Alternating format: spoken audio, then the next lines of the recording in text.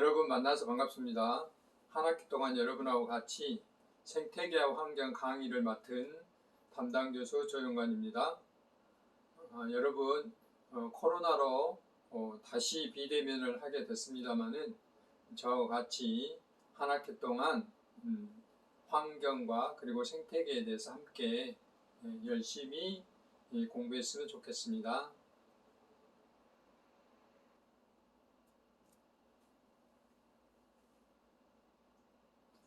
자, 이번 시간은 담당 교수 소개와 그리고 강의 소개에 대해서 하도록 하겠습니다.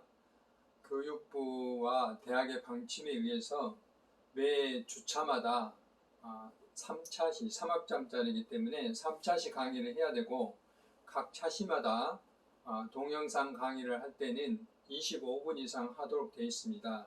그래서 오늘도 강의 소개 시간이지만 25분씩 3차 75분 강의를 해야 됨을 여러분들이 이해해 주시고 인내를 갖고 들어주시기 바랍니다.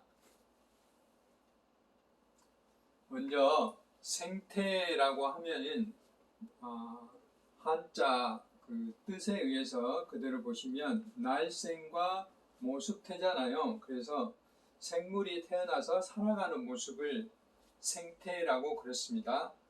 이게 본격적으로 강의가 들어가면 여러분께 이 생태학적인 의미 또 생태계의 의미에 대해서 자세히 설명하겠지만 오늘은 이 강의 시작하는 의미에서 생태 의미가 국어사전에 보면 이렇게 생물이 태어나서 살아가는 모습이다 하는 것을 말씀드릴 수 있습니다. 여러분들이 이제 생물 또 사람을 포함한 생물들이 살아나가려면 어떻게 해야 되죠? 먼저 먹어야 되죠. 먹어야 되고 그 다음에 쉴 수 있는 집이나 공간이 있어야 됩니다. 우리들은 집이 있어야 되고 예를 들면 생물, 야생동물들은 은신처라든지 또 먹이를 구할 수 있는 장소라든지 이런 곳이 있어야 되겠죠. 최근에 멧돼지들이 이제 먹을 것이 없으니까 어디까지 내려오죠? 인가 근처까지 내려와서 그 옥수수 밭을 다 해친다든지 또는 뭐 감자밭을 해친다든지 뭐 이렇게 하고 있잖아요. 이런 것들은 바로 이제 먹이를 찾기 위한 행동이죠. 또 이제 동물들은 그 먹이를 찾는다든지 이런 게 일이겠지만 우리 사람은 또 일할 장소가 있어야 되잖아요. 이런 것. 그 다음에 이제 여가를 보낸 공원이나 산, 바다, 강 등이 있어야 되는 것이죠. 그래서 이제 우리가 기본적으로 살아나가려면, 생물이 살아나가려면 이렇게 먹는 곳, 쉬는 곳, 일할 곳, 또, 그 쉬면서 여러 가지 이제 여가를 보낼 곳, 이런 것들이 있어야 되는데, 이런 것들이 있으려면 우리가 일단은 식물을 재배한다든지 집을 짓는다든지 여러 가지 행동을 하려면 일단 땅이 있어야 되죠. 땅이 있어야 됩니다.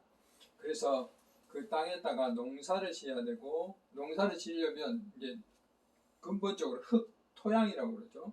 토양의 조건이 뭐 바위에다가 농사를 지을 수는 없잖아요. 그렇기 때문에 양분이라든지 또는 물이라든지 그 속에 공기라든지 이런 것들이 토양 속에서 잘 어우러져야 식물이 자랄 수 있는 것이죠. 그럼으로써 뭐 야생에서는 동물들이 거기에 뭐 잡초라든지 이런 풀로 인해서 먹이를 구할 수 있는 것이고 이제 우리 사람들은 밭을 일구어서 거기에서 여러 가지 행동들을 할 수 있는 것이죠. 이렇게 기본적으로 땅이라는 토양 조건이 이루어져야 할 수 있고 그 다음에 이제 중요한 것이 물이죠. 나무가 자라고 또 사람이 생명을 유지하고 동물들이 생명을 유지하려면 기본적으로 물이 있어야 됩니다. 그 물이라는 게 오염되지 않는 물이 있어야 되는 거죠. 그래서 우리가 살아가는 이 지구라는 공간 내에서 물은 어디가 있죠? 물은 주로 이제 물론 계곡 같은데 그 다음에 하천, 뭐 광주천이나 영산강이나 이런 하천에도 물이 있게 되는 것이고 그 다음에 이제 요즘 우리가 미세먼지라든지 또는 대기 오염 때문에 뭐 고생도 하고 있고 그렇지만은 기본적으로 우리 이 사람이나 동물들이나 식물들이 숨 쉬고 호흡할 수 있는 이 공기가 있어야 되겠죠. 뭐 공기 중에서도 특히 이제 산소 같은 게 그 일정 비율 이상 유지돼야 되는 거죠. 그러니까 원래 공기 상태, 깨끗한 공기 상태들이 유지돼야지만이 우리가 살아갈 수 있는 것이죠. 그러니까 단순히 생물이 태어나서 살아가는 모습이 생태지만 이런 생물들이 살아나가려면 기본적으로 땅이나 물이나 공기 이런 것들이 유지가 돼야 되는 거죠. 근데 뒤에서 말하겠지만 이게 무조건 존재한다고 되는 게 아니라 건강한 상태로 존재해야 되는 것이죠. 여기 보시면 사막이나 사슴벌레, 수컷이 이제 나무에 이렇게 앉아 있는데 마치 꼭 싸우는 것처럼 되어 있지만은 이 싸우는 게 아니고 일정 공간에 자기 영역을 지키기 위한 어떤 행동들이죠. 이렇게 생물 간의 어떤 경쟁이라든지 또는 건전한 어떤 그 다양성을 유지하고 있다든지 이런 모습들이 바로 이제 생태의 모습입니다. 생물이 태어나서 살아가는 모습인데 잘 살아나가려면 건강한 환경을 유지하고 있어야 되고 사람이나 동물이나 자기만 잘 살아도 되는 게 아니에요. 오늘날 대부분의 문제들은 우리 사람이 너무 번성하고 잘 살고 있기 때문에 그로 인한 여러 가지 문제들이 이제 환경 오염으로 기후 변화로 나타나고 있는 것이죠. 그래서 이런 문제에 대해서 이제 앞으로 쭉 이야기해 보도록 하겠습니다. 두 번째 이제 제가 생태계와 환경인데 환경은 한자 뜻이 둘을 둥그렇게 어떤 감싼다는 뜻이죠. 그 다음에 장소경 어떤 장소를 감싸고 있다 하는 것이죠. 그러니까 우리 주변을 두르고 있는 장소 이게 환경이죠. 사람이 이 주체가 되면 사람을 두르고 있는 환경 우리가 흔히 말하잖아요. 공부 환경 또는 주변 환경 또 어떤 주거 환경 여러 가지 이야기를 하더라고요. 이럴 때 그 환경이라면 주변이 어떤가를 이야기하는 것이죠. 그래서 우리가 이제 그런 것들을 환경이라고 할 수 있고 그 환경을 떠오르면 우리가 이제 도시 또는 아까 물 이야기를 했죠. 우리가 사는 곳이 도시고 또 이제 도시 안에는 하천이라든지 또 공기라든지 토양이나 생활 이런 것들이 잘 유지가 돼야 되겠죠. 도시 안에는 이제 생활도 해야 되고 주거를 이루어야 되기 때문에 도로라든지 우리가 살 수 있는 아파트라든지 또 일할 수 있는 공장이라든지 이런 이제 여러 가지 구성원들이 이루어져야 되겠죠. 이제 우리가 주로 기반 시설 그러면 상하수도, 그 다음에 도로, 그 다음 우리 쓰레기를 처리할 수 있는 폐기물 처리 시설, 폐수 처리 시설 이런 것들을 우리는 기반 시설이라고 하는데 도시에서는 이런 것들이 당연히 갖춰져야 되겠죠. 우리가 하루만 수돗물이 안 나와도 도시가 마비될 정도로 힘든 문제가 생기고 또 우리가 살다 보면 쓰레기 수거만 안 해가도 엄청나게 혼란이 일어나죠. 도시가 건전하게 유지가 될 수 없는 그런 문제들이 발생할 수가 있는 것이죠. 또 이제 도시에 사람들이 많이 몰려 살다 보니까 집중적으로 살다 보니까 많은 문제점들이 나타나죠. 우선 이제 대기 오염이나 수질 오염이나 이런 오염 문제, 그 다음에 하수, 폐수 이런 것들이 이제 발생하니까 이걸 어떻게 처리할 것인지 그러죠. 지금은 광주천이 많이 좋아졌지만 한때에 그 80년도나 90년도 초반에는 광주천은 그 썩은 냄새가 날 수 있을 정도로 이거 몇 급수를 따지지도 못할 정도로 물이 그 오염돼 있었어요. 근데 지금은 이제 그 생태학천 가꾸기라든지 여러 가지 노력 끝에 지금은 상당히 좋아졌지만 이제 이런 그 우리들의 활동, 도시의 발달로 인해서 이렇게 수질 오염 문제가 나타날 수 있는 것이고, 그다음에 최근에 몇 년간 미세먼지 때문에 많은 국민들, 시민들이 고생을 하고 있는데 이 미세먼지도 결국은 우리 사람들의 활동에 의해서 나타난 것이지 이게 자연적으로 나타나는 미세먼지는 그렇게 높지 않습니다. 화산이라든지 뭐 몇 가지 황사라든지 이런 걸 제외하면 미세먼지는 그렇게 높지는 않는데, 우리들이 공장을 가동한다든지 자동차를 타고 다닌다든지 또는 집에서도 보일러를 가동한다든지 이러면서 배출되는 미세먼지가 바로 이제 초미세먼지로서 나타나는 것인데, 이런 것들이 대부분이죠. 그래서 이런 것들, 그다음에 이제 우리가 토양이라든지 또는 먹고 사는 문제 쪽으로 보면, 이제 그동안에 우리가 생산을 많이 해야 되죠. 사람은 많고 먹거리는 부족하니까 농사 기술이 굉장히 많이 발달되죠. 그런데 앞으로 계속해서 이야기를 하겠지만, 생물은 어떤 종이 단순하게 한 종이 이렇게 대량으로 재배된다든지 번식하고 있다든지 했을 때는 당연히 그 천적들, 그 벌레들이 나타나는 것이죠. 이것들을 우리는 해충이라고 표현하는데, 사람의 입장에 봤을 때 해충이죠. 그런데 먹이가 많기 때문에 당연히 해충이 나타날 수밖에 없는 것이죠. 그러므로서 우리는 그 작물들을 지키기 위해서 어떤 일을 했죠? 고독성의 농약들을 뿌려왔죠. 그러므로 인해서 뭐가 문제예요? 우리가 당장 먹는 먹거리도 문제지만 토양이 오염돼서 오랫동안 토양을 유지할 수 없는 그런 문제들이 발생하게 된 것이죠. 그래서 이런 농약 문제, 또 그 농약 속의 중금속, 그다음 뭐 어떤 산업활동, 공장이라든지 또는 뭐 군부대라든지 이렇게 그 어떤 그 기름을 보관했던 곳, 이런 곳에서 나타나는 것이 이제 중금속 오염이라든지, 그다음에 우리가 이제 그 집에서 보일러를 가동해서 연료, 또 자동차를 이용함으로써 나오는 배기가스, 이런 것들의 문제가 도시 활동을 통해서 나타나는 것이죠.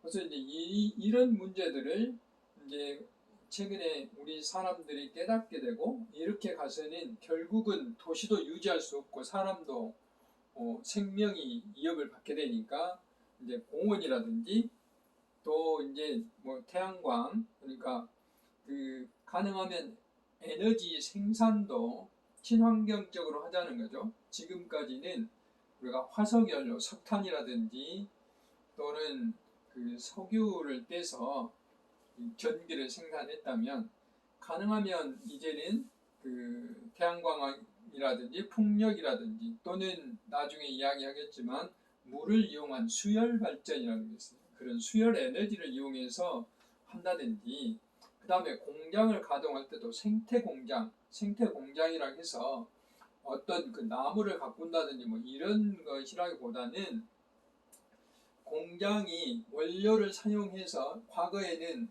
그 제품을 만들고 나머지는 폐기물로 버렸는데, 그 폐기물로 보는 게 아니라 자원으로 보는 거죠. 거기에 필요한 물질들을 또 다른 공장에서 이용을 하게 되는 거고, 또 거기에서 나온 또 잔여물들을 다시 또 다른 공장에서 이용하는 것이고, 이래서 끊임없이 그 원료에서 나온 재료들을 순환해서 사용하는 것들, 이런 것들을 자원순환이라고 그러는데, 그래서 이런 것들을, 이런 형태의 공장을 생태공장이라고 그럽니다. 에너지도 친환경적으로 사용하고, 그다음에 아까 이제 그 물이 오염되어 있으면 물을 깨끗이 해서 버려야지만이 하천이 정상적으로 유지가 되고 생태계가 건강하게 되는 것이죠. 이렇게 하는 것을 우리는 하수처리라고 그랬습니다.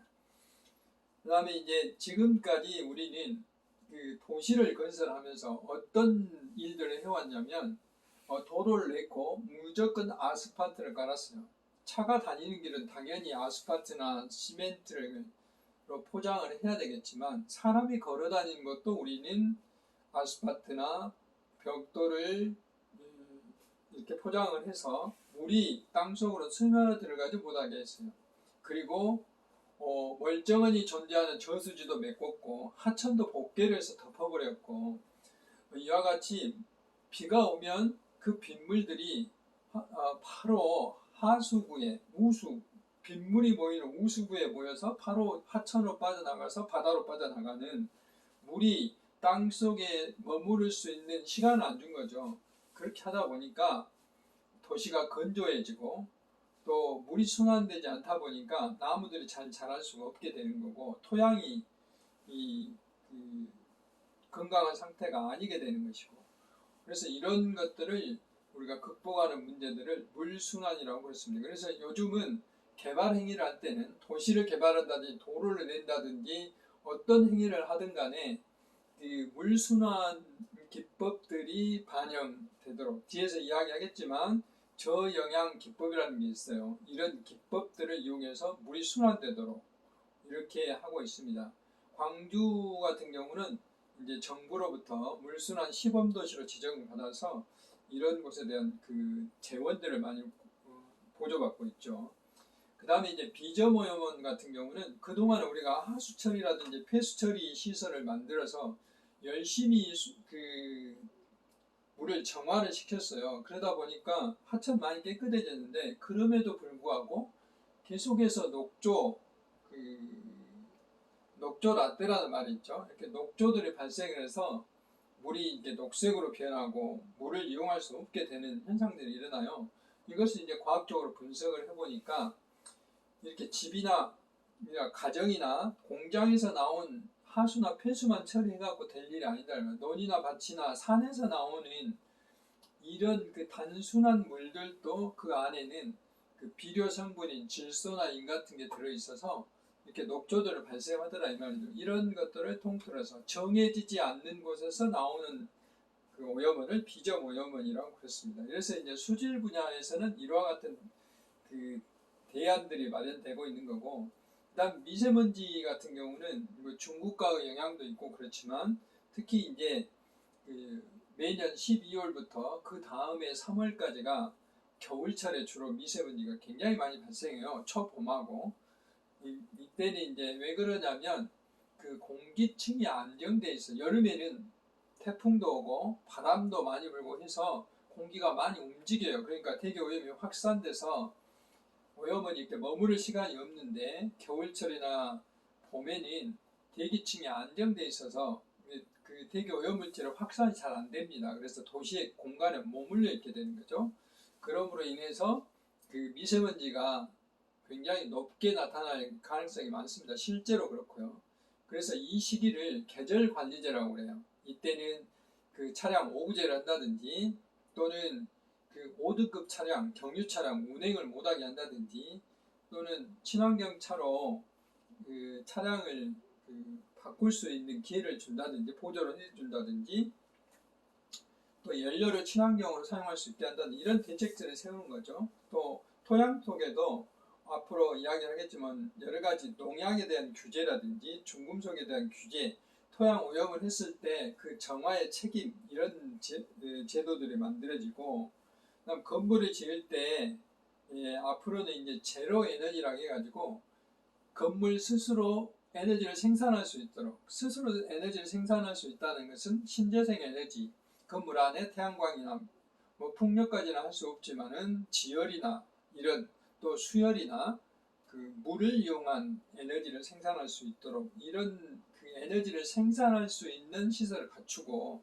그 다음에 그 패시브 건물이라고 해서 벽을 두껍게 만들어서 에너지가 빠져나가지 않게 한다든지, 이런 것들을 우리 제로 에너지라고 그래요. 그래서 제로 에너지 건축물이라고 그러는데, 이런 거, 그 다음에 전기차나 수소차 같은 친환경차 보급을 활발하게 한다든지, 이런 대책들이 만들어진 것이죠. 그래서 도시가 있음으로 인해서 많은 그 환경에 적합하지 않는 것들이 만들어지는데, 이제는 이걸 되돌릴 수 있는 대책들을 끊임없이 이루고 있습니다. 그래서 우리 주변을 두르고 있는 장소가 환경인데, 우리 주변을 두르고 있는 환경이 건전하고 건강해야 우리가 잘 살 수 있는 것이죠. 이런 것들을 이제 연구하고 또 정책을 피고하는 게 이제 환경 정책, 환경 연구라고 할 수가 있습니다. 생태계와 굉장히 밀접한 관련이 있는 그런 분야라고 할 수 있습니다.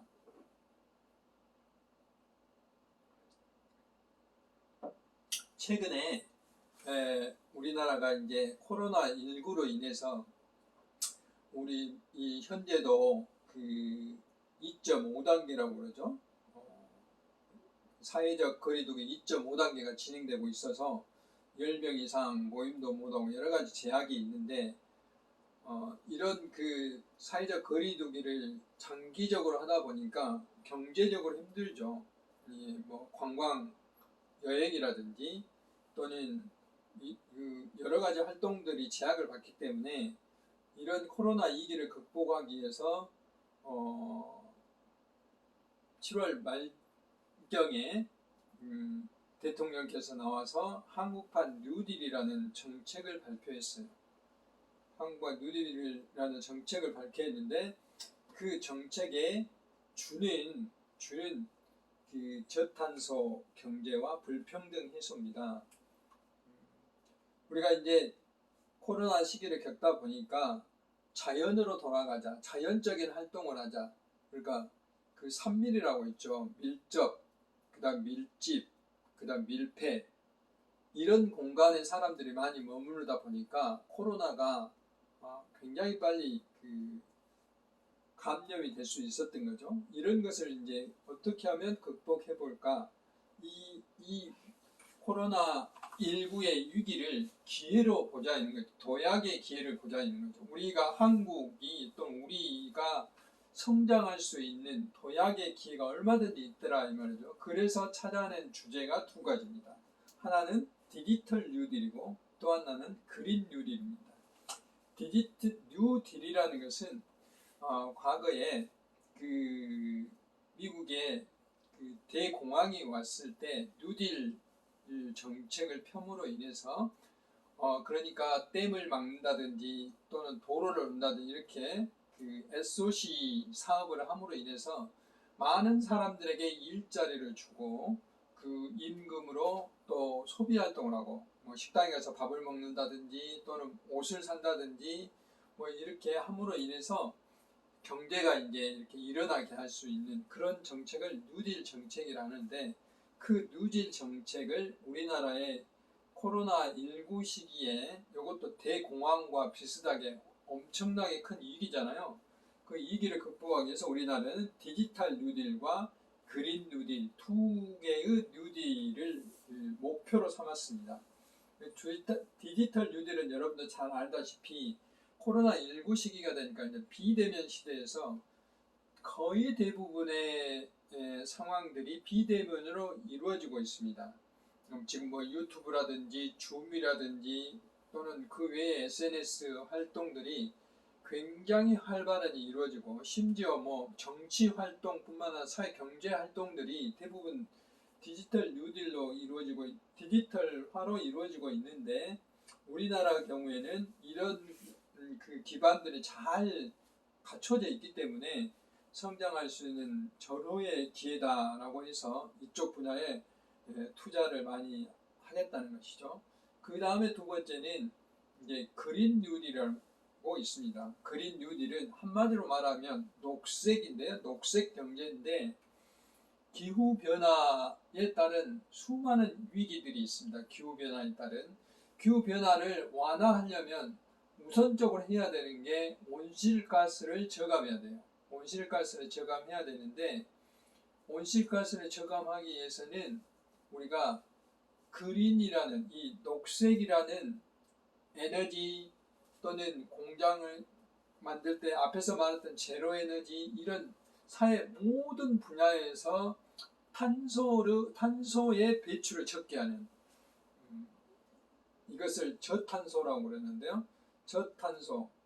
이제 우리나라에서는 탄소 중립이라는 그 용어를 사용하게 되는데 탄소 중립으로 가는 거죠. 탄소 중립이라는 것은 이제 뒤에서 이야기하겠지만 그 넷 제로라고 합니다. 넷 제로. 그러니까 탄소를 배출한 만큼 다시 산소를 흡수를 하는 것이죠. 그러니까 플러스 마이너스 하면 0이 되게 만드는 거예요.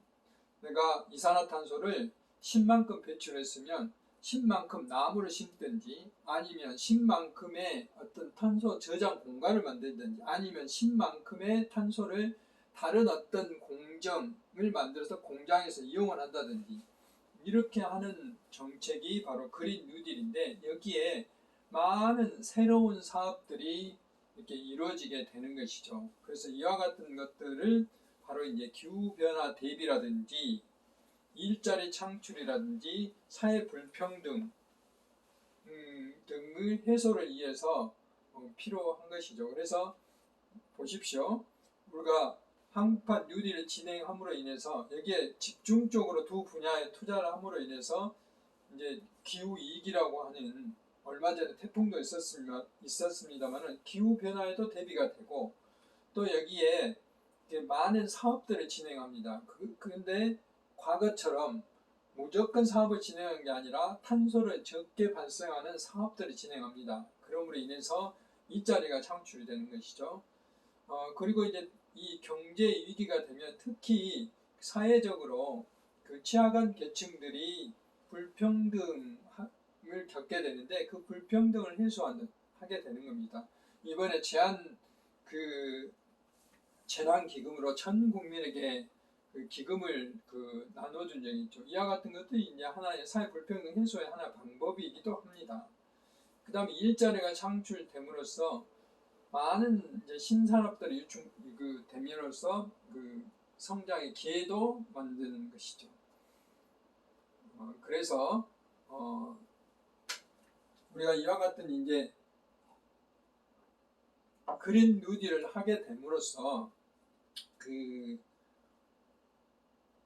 우리가 결국은 하고자 하는 일은 바로 이제 우리나라의 생태 용량을 확대하자는 겁니다. 생태 용량이라는 것은 우리가 환경 용량, 생태 용량 여러 가지 이야기를 하는 거죠. 예를 들어 광주천을 예를 들면 광주천이 당초에는 1급수였어요.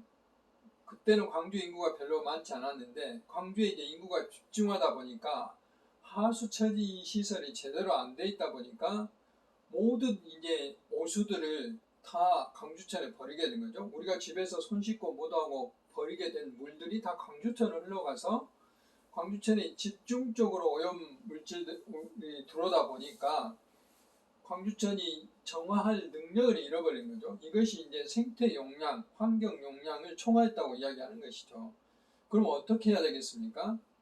우리가 이제 하수 처리장을 만들고 하수도 시설을 잘 만들어서 광주천으로 오염물질 들어오지 않고 하수 처리장으로 흘러들어오게 해서 거기에서 정화를 시켜서 생태 용량이 버틸 수 있을 만큼의 정화된 물을 광주천에 버려야 광주천이 유지가 될 수 있는 거죠. 이와 같은 것들을 우리는 생태 용량이라고 하고 이런 것들을 표현하는 용어들이 있는데 바로 이제 생태 발자국이라는 게 있어요. 여러분 발자국이라는 건 단순히 걸어가는 것이지만 여러분들이 걸어간 뒤를 돌아보면 그 흔적 속에는 자동차를 타면 탄소를 몇 리터를 배출했는가, 또 물 한 모금을 마시면 그 수돗물이 만들어지기 위해서 몇 리터의 탄소가 배출되는가, 여러분의 밥 한 공기를 먹게 되면은 농민들이 벼를 재배하면서 사용한 여러 가지 에너지뿐만 아니라 비료 이런 것들 다 계산해 보면 지금 지구가 모자라는 거죠. 우리 현재 인구를 수용할 수 있는 지구가 부족하다는 거죠. 그래서 이와 같은 것들은 생태 용량인데 생태 용량을 부족하게 만들 만큼 우리가 활동을 많이 하고 있기 때문에 바로 이제 오늘날 같은 기후변화 문제도 발생하고 여러 가지 문제들이 발생해요. 그래서 세계 많은 나라들이 이것을 해결하기 위해서 생태 면적을 확대한다는 것은 되도록이면 콘크리트나 포장, 아스팔트 포장을 줄이고 물순환이라든지 또는 나무를 많이 심는 그런 면적을 많이 늘리자는 거고요. 그렇게 하고 아까 앞에서 설명한 여러 가지 방법들을 이용해서 탄소 중립화로 가는 것입니다. 그래서 이제 유엔에서 기후변화 협약을 함으로써 2050년까지 세계 거의 대부분의 국가들이 탄소 중립화 계획을 세워서 금년 말까지 2020년 말까지 제출하도록 되어 있어요. 이미 유럽 같은 나라들은 작년 말에 다 제출했습니다. 우리나라 현재는 탄소 중립화를 국가정책은 만들어졌는데 현재는 전문가와 국민들의 의견을 모으고 있는 중이에요. 우리나라도 아마 12월쯤에는 확정을 해서 제출하게 되고 제출한 만큼 매년 이행을 제대로 했는가 이것을 이제 평가를 받게 되는 것입니다. 그래서 지금 1차 시에서는 제가 이제 생태가 무엇이고 환경이 무엇인가에 대해서 설명을 드렸습니다. 잠시 멈췄다가 2차 시에 여러분과 함께 하도록 하겠습니다. 수고하셨습니다.